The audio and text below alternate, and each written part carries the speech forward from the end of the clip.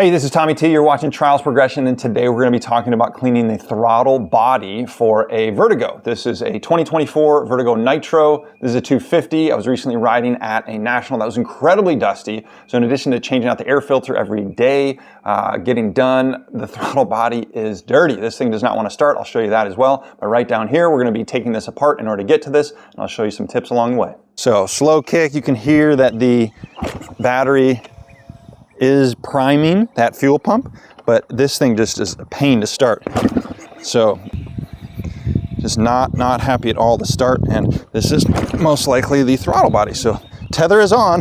It sure seems like it's not. Oh, there it goes. Wasn't quite 20 kicks, but you can hear when it starts, it's just not wanting to go. Whenever I try and rev the engine, it's also not helping at all. Oh, that was better. It's better today. Yesterday it was like 20 kicks, and when I tried to give it any gas, it just bogged. Yeah, just like that, bogging down. Get the reason for why we're doing this. We're gonna try and make this much easier to start and much cleaner to run. All right, so I've got a hour meter as well as a tach, which can be really helpful so you can be reminded of when you need to do different services. I just have that on with Velcro, so we're gonna take that off. We're gonna go ahead and take off the air box cover.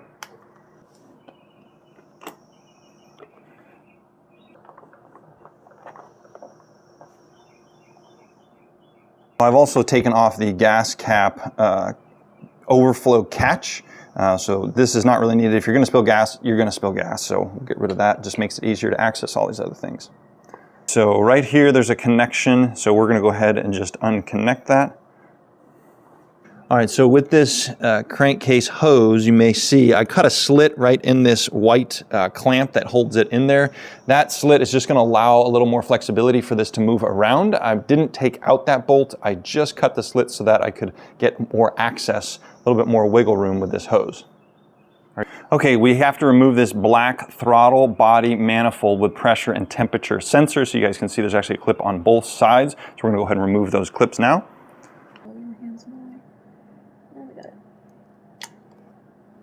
Now on this side, we've got this other clip. It's a little bit hard to see, and sometimes it's hard to access. I'm gonna move this black thing, just jiggle it and twist it a little bit in order to get this gray piece so I can pull that up. So that tab, did you see that tab move up? Once that's released, then you're free to pull up. So with that one being hard to access, we're gonna go ahead and loosen up the hose clamp. This is gonna need to come off anyway.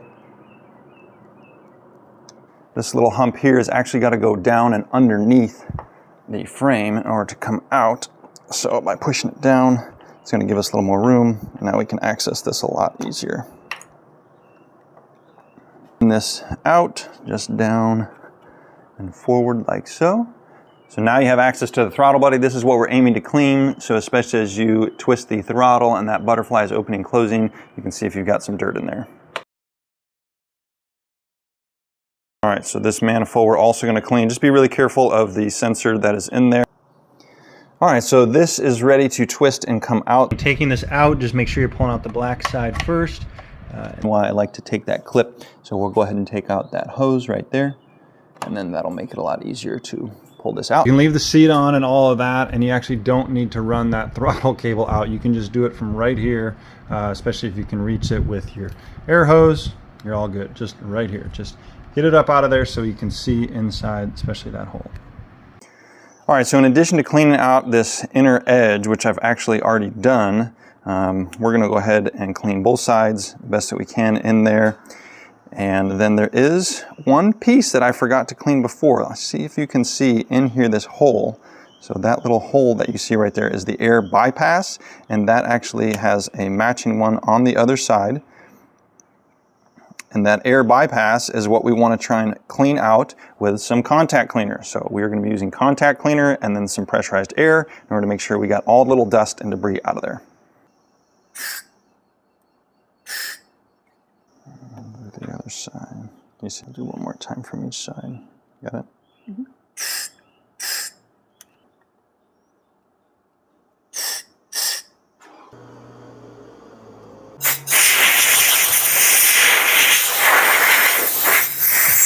We're going to get it right in that little hole. Yeah.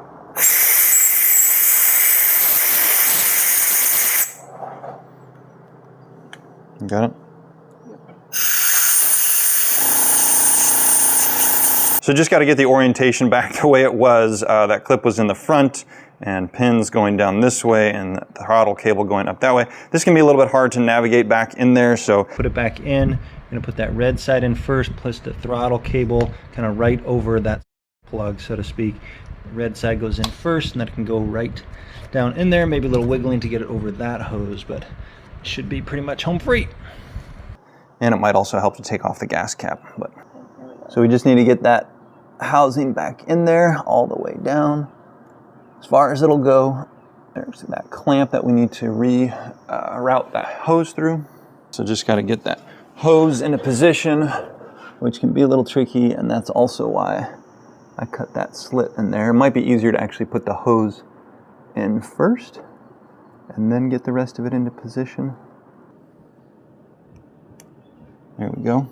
All right, so basically just following the rear brake line up through the middle here, but then instead of going off to the right of the steering head stem, we are going to come up through the middle and out the left. And then mine was behind both of the cables, and it does help to take this off. You just gotta remember to put it back on. All right, so just wanna make sure that snaps back nicely.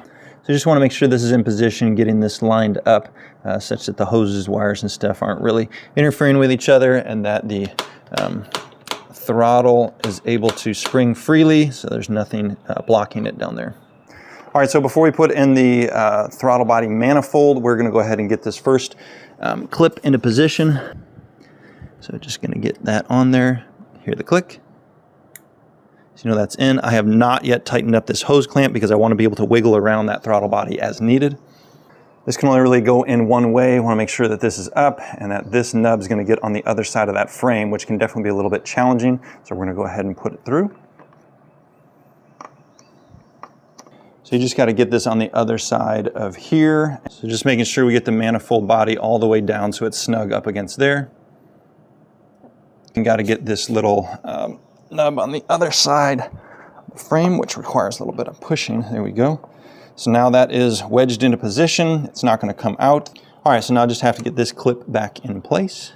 So once you get that clip in, we just want to make sure that gray piece is pushed down in, which I had to use a little tool to get in there.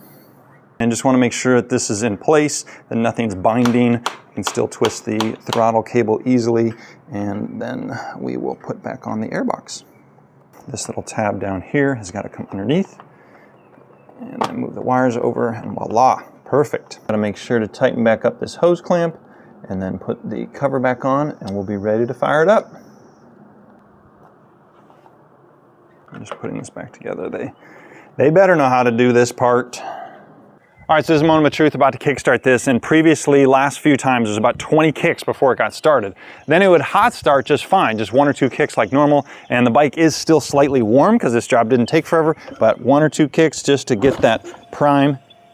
You can definitely hear that going, that fuel pump engaging. All right, here we go, moment of truth. It used to start first kick.